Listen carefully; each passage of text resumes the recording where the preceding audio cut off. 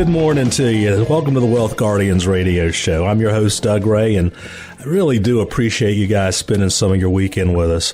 Bryce Payne, of course, is here with me in the studio. Bryce, how you doing? How was Thanksgiving, man? Ho, ho, ho, Doug. Happy holidays to everybody out there. How are you? I am great. I'm stuffed. We still got leftover turkey, which I'm good with that. So it is the holiday season. I'm already 4 pounds into it. I can't wait to get my goal of 15. Yeah, and they're already starting to play those exercise commercials and diet commercials on TV. Yeah, they are. The favorite thing for me about it right now is after the first of the year, I am allowed to play Christmas music in the house. Yeah, there you go. I've already got it going myself. That's the compromise for me and my wife. She says, no, you can't play music, Christmas music, until the 15th of December. I would start playing Christmas music on Thanksgiving Day. Oh, me too, man. But she says, so we compromise the first. Yeah.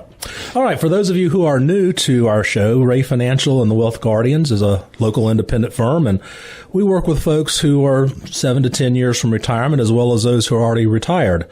And, you know, most people just don't know how to turn their retirement savings monies into a steady flow of income once they aren't drawing that paycheck. You know, I focus my practice on retirement income planning, and history shows there's two powerful truths when it comes to finances in retirement. What are those, Doug? Number one, what got you to retirement will not necessarily get you through retirement. Very true. And number two, maybe the most important, losses mean more than gains in retirement once you aren't drawing that paycheck. Also very true. And I would say a third truth is that we practice as fiduciaries at the firm, which means we are required to make recommendations that are in your best interest, not ours. And it's kind of like a doctor who takes a Hippocratic oath versus a doctor who doesn't take one. Which doctor are you going to go see? Not all advisors out there are fiduciaries, so just let that sink in for a minute. Absolutely. Now, before we get started, as always, I want to salute our military, our first responders and their families for everything they do, for the sacrifices they make. Thank you, folks, so much. We understand it is not easy what you guys do for us, but we do appreciate it. Thank you very much. All right. So you've done a good job saving and investing over the years. You've lived on less than you earned, kept yourself out of debt, and your investments, well, they've done pretty well for you. That means everything's going to be real hunky-dory in retirement, right? You're right. Absolutely. No questions asked. Well, not necessarily. Let's talk about some of the problems faced by people who've been diligent savers over the years. There are 4 problems, Doug. First one is too much in cash. Too much in cash, yeah. That's for people who are naturally gifted at saving money, and sometimes they find they got a significant amount of money just sitting in the bank. And sure, it's important to have cash in a solid emergency fund. But remember, all of your cash is losing buying power because of inflation. You know, people have gotten used to padding their bank account over the years, and it's hard to change that mindset. But you got to remember, inflation, even though it's low according to the government right now, running at 1 or 2%, you're not even making that with money in the bank. Not at all. Not even close. So, Bryce, what's number 2? Number 2 is too much risk, Doug. And that's kind of the opposite of the person who has too much in cash. Yeah, sure is. It's like they've got a broken riskometer or something. They don't correlate the risk with that potential downside, the risk that they're taking. And because they've saved so aggressively over the years, they haven't really noticed as much when the market has been down because their contributions really offset many of their portfolio losses. But there's always going to come that time when they no longer have an income that allows them to save so aggressively. It's called retirement. So the market losses at that point are not going to be as easily masked. And, you know, the last 10 years, the bull market has once again given these investors out there, particularly those close to retirement, a real false sense of safety, and they're forgetting just how impactful a 40 or 50% market decline can be on their retirement goals, and that can be enormously detrimental to your retirement plans. So that's the second one, is too much risk. Bryce, you know, speaking of that, complacency, just this very week, we were sitting with a couple, and he said he couldn't even remember 2008. Yeah, he knew he didn't do well, but he couldn't give us any numbers. I don't think he even really wanted to relive it in his mind, but that was... Who does? But, that was keeping him from keeping the dangers of it alive for him. Sometimes you have to remember that and say, I absolutely do not want to live through that again. Doug, the next one that we're going to talk about is... Sounds scary, and it is scary. The tax time bomb. Yep, that's what we call it, Bryce, the tax time bomb. We've all been taught over the years to save money into these tax-deferred savings accounts, your 401ks, your 403bs. IRAs, that kind of thing. And, we just keep mindlessly piling money in there.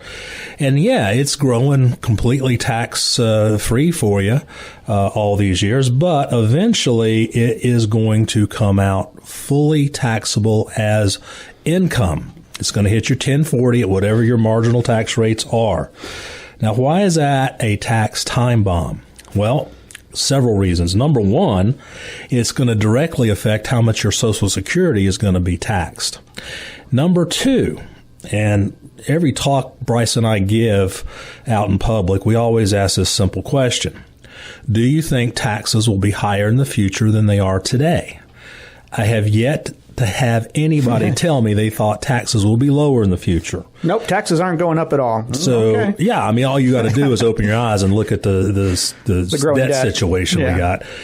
So, as you take money out of these taxable accounts, you're going to be taxed at a higher tax rate. So, one of the things that we do with our clients is we take a look at the taxable situation going forward, and we try to recommend things like doing Roth conversions to try to mitigate what a future tax increase looks like. Who knows what tax rates are going to be in the future? But I sincerely believe that it's we're living in a tax environment now that's the lowest we'll ever live in the rest of our life. It's advantageous to take advantage of it. Some of those tax situations now, absolutely. Well, Bryce, the next one is something that I think a lot of people should take advantage of. Why don't you pick this one up? Yeah, well, this one goes out to my stepfather. It's okay to live a little. Some people have trouble remembering that their savings over the years was for a purpose. And in most cases, that purpose was to be able to retire and have a lifestyle that they wanted. But after all the years and decades of saving and accumulating, maybe 30, 40 years, it's going to be hard for a lot of people to break that habit. And yes, sometimes good habits need to be broken as well as the bad ones. You've been a diligent saver over the years. It's very important for you to have an income plan that shows you how to create a paycheck for yourself in retirement. If you don't do that, your old habits are going to take over, and you'll spend your retirement years trying to spend as little money as possible, just like you did during your working years. And an income plan, having a solid written income plan, is going to help you live your life and spend with confidence. Doug, I think you've got an example of some of our clients who have been like this. Yeah, I got two examples here, and they couldn't be as different as night and day. We tell our clients that once they retire, they need to enjoy life, enjoy their money. I kind of laugh a little bit and I say, if you don't enjoy your money, your kids will, and they should enjoy their money. They worked hard for it. So, one example is a longtime client who we got them retired about 3 or 4 years ago. He was a mid-level manager of a Fortune 100 company here in the Triad, and he was, he was worked to death. During the Great Recession, this company downsized and they laid people off, and as they did that, they loaded more and more responsibilities on the people that were left. And he was at a point in his life where he was basically fried. He wanted to retire, but he didn't think he could retire. Well, we went through our process, and sure enough, he realized, he could retire. And then when he did, he and his wife started out enjoying their retirement. They got an RV. They started, traveling all over the place. They'd go in the summer. They'd go up to Maine and Canada. Wintertime, they go down to Florida, sometimes out west. And they're just really, really enjoying their retirement lifestyle. Right now, what they've done, we just met with them for a review a couple months ago, is his wife, she is a special needs teacher. And she loves doing that. So she got a gig in the Bahamas for the next 9 months. There you go. And they're living on the beach in the Bahamas. She's getting to do what she loves, and they're living their retirement dream. Now, the other couple, again, longtime clients, he retired before she did. In fact, we just had an annual review this week with him. She's a nurse, and he worked for Reynolds, and he retired, like I said, before her. And she really wanted to retire in the worst way, but she just, she's one of those people that just, they got to keep working, got to keep saving. So we did our retirement process with this couple, too, and I told her along the way, I said, look, you guys can easily retire. No reason why you can't. And she stayed another year or two as a nurse, and then Novant bought their practice out, and I think that did her in. So she finally retired. Now, this couple is a couple that basically lives well below their means. I mean, they save like, there's no tomorrow. Now, don't get me wrong. They live a good life. They don't live in a cave or anything. Right. They're not eating dog food. Yeah. But they just don't spend money on themselves. Now, they are very charitably minded. They go on mission trips. They give money away. But they just can't spend money on themselves. They can't break that habit that they were into for the last 30 years. I mean, for them to even consider going on one of those European river cruises, that would be don't even speak that kind of language. Right. Yeah. But again, this week we met with them, and I told them, I said, guys, you got all this money here sitting in the account. Live a little bit. And he just went through, I'm not going to say their name just to protect their innocence. He just went through a little bit of a health scare. He's fine. And I said, look, all the more reason to go out and enjoy yourself a little bit more. Right. So, that's what you work for. And that's what we want all of our clients to do. Enjoy the retirement. Let us help you build that retirement and, enjoy life. Yeah, exactly. And folks, if anything that we've said in the first half of the show here, we're getting set for a break, but if anything that we've talked about, whether it be the too much in cash, the too much at risk, you're afraid of that tax time bomb, or you think that maybe I'm like that and I can't break that saving habit in retirement. Well, come in and see us. First off, there's no cost, there's no obligation. Secondly, we operate as fiduciaries. If we make any recommendations for you, it's going to be in your best interest, not ours. We're going to take a look at your current portfolio and see if some tweaks can be made. We're going to make recommendations that are truly in your best interest. And what we're going to talk about is how not to take more risk than you need to in retirement, how to take distributions in the most tax-efficient ways possible, and put it into a written retirement income plan for you. That's what we do. That's what we'd love to help you do. You can give us a call at 336-391-3409 or visit us on our website, www.thewealthguardians.com. We'd love to sit down with you. Well, right now we're up against a quick break, but stay tuned. When we return, we're going to share some important retirement plan lessons learned from some of the richest musicians in the world. And if you like what you're hearing, consider liking us on the Wealth Guardians Radio Facebook page. We'll be back in a minute.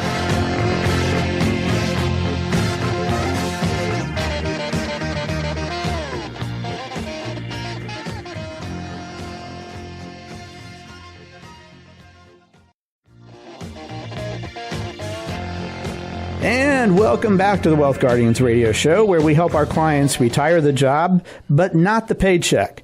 So if you're a listener out there and you're 5 to 7 years from retirement and you want to just confirm that you're making the best decisions for your retirement, well, as we said at the beginning of the show, we offer that no cost, no obligation second opinion to help you make sure that you are indeed on that right path for retirement. And all you got to do is give us a call. It's 336-391-3409. Doug, what's that phone number? 336-391-3409. Very good. I was just testing you, but you knew. All right. Well, we spent the first segment going over some pitfalls of being that quote-unquote good saver, including the dangers of too much cash, too much risk, and the tax torpedo. Doug, there is a huge difference in strategies between wealth accumulation and wealth distribution. Talk to us a little bit about what those strategies, how they differ from those two key different stages of life. Yeah, you're right, Bryce. It is a huge difference. I mean, obviously, when you're young, working, you're building your nest egg. That strategy is all about wealth growth and accumulation. Then when you retire, it's almost like you flip a switch. It's just the opposite. You're in the distribution preservation mode of life. Everybody gets the idea the older we get, we ought to be safer with our money. But there is a lot more to it than just being safe. I mean, building retirement plans, building the accounts, having safety, circuit breaker triggers for bad markets. It's all about that. And, you know, financial advisors can have a lot of different letters after their last name. I've got several. You've got a couple. One of the ones that I really, even above my MBA, that I respect and glad I got was the RICP, the Retirement Income Certified Professional. And Bryce, I know you're working on it right now, and I think you're about halfway through with it. Two-thirds. All right. Yeah, we're counting the days. That's a designation that really does a deep dive into everything retirement. I mean, we're talking about distribution, planning, tax management, Medicare supplements, long-term care, Social Security, you name it. I mean, it's there. And that's the kind of professional you want to basically help you plan out your retirement. Somebody who's devoted to it, who's a student of their craft. Absolutely. And Doug, I'll go back to what you were saying about the difference between the wealth accumulation phase of life and the wealth distribution phase of life. You hit it that a lot of our clients understand that they need to be more conservative, but I think the pitfall that they fall into a lot of times is that what they've been doing with your stocks and your mutual funds for the last 40 years has worked for them. And so why change your strategy if that's worked for you for the last 40 years? Well, you have to change your strategy because your life goal has now approached. You're no longer saving for something that's 40 years or 30 years or even 20 years off in the future. You're there now. And it's like, the analogy that I use is you're out on the ocean in a boat. You don't have to man the helm every second because there's nothing for you to hit to the left or the right. But you're now coming into port. You've got to pull back on that throttle. You've got to make sure that the other boats that are coming into port are minding their P's and Q's, and that all of those navigation euphemisms that we can use is what it makes sense here. So it is a different phase of life, and you have to change your strategies. Now, having lectured everybody out there about the difference between that, let's have a little fun now. Okay. I'm all for fun. All right, good. Doug, can you put on your jolly face for a few minutes, if you would, please? Ho, ho, ho. There we go. All right. You're masking it. That's good enough. So we're in the Christmas season, and most people would agree that music is a big component of the holiday season. My favorite is the Andy Williams song. It's the most wonderful time of the year. Yeah. Start that one off every year. So let's look at some of the richest people in the music industry and see what lessons we can learn from them that are applied to you in your retirement planning. First up, Andrew Lloyd Webber. Okay. Net worth $1.2 billion. Richest musician in history. Wow. What are his works? Jesus Christ Superstar, Phantom of the Opera, Cats. They all continue to bring in millions for him via the Broadway stagings, the soundtrack recordings, film adaptations. Doug, I know you're looking forward to seeing James Corbin and Judi Dench in their cat costumes in the movie Cats coming out here in a few days. So I am? I know that you're going to be right out there seeing that and just loving it. Well, he also set up a company in 1977 that ensures that he shares in the profits of his works in any form, including all ticket agencies and venues. So what's the lesson for us? Well, the answer is the importance of residual, enduring income streams to make sure the paychecks are always coming in. That's key. If you can do that in your retirement, I understand you might not be worth $1.2 billion out there. If you are, we want to talk to you. But if you're not, we still want to talk to you. But there are some key takeaways from that. And there's another top musician that most folks know, Doug. And that would be Bono. Yes. His net worth, $600 million. He's got a few of my dollars, I'll tell you that. Yeah. He's made big forays into venture capital with the earnings from his music. He was also a major investor in Facebook's IPO. And U2's 360 tour back in 2009 to 11 grossed over $800 million. That was the biggest tour in history. And one of the best concerts I've ever seen as well. So, how many other investments, including clothing line and five-star hotels? What's the lesson here for us, Bryce?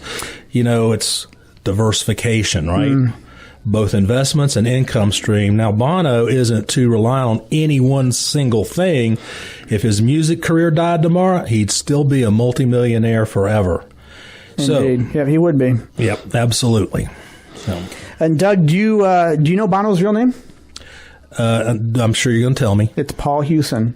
Yep. Okay. Not everybody knows that. If you're a U2 fan out there, maybe you knew that. How long has U2 been around, Doug? Take a guess.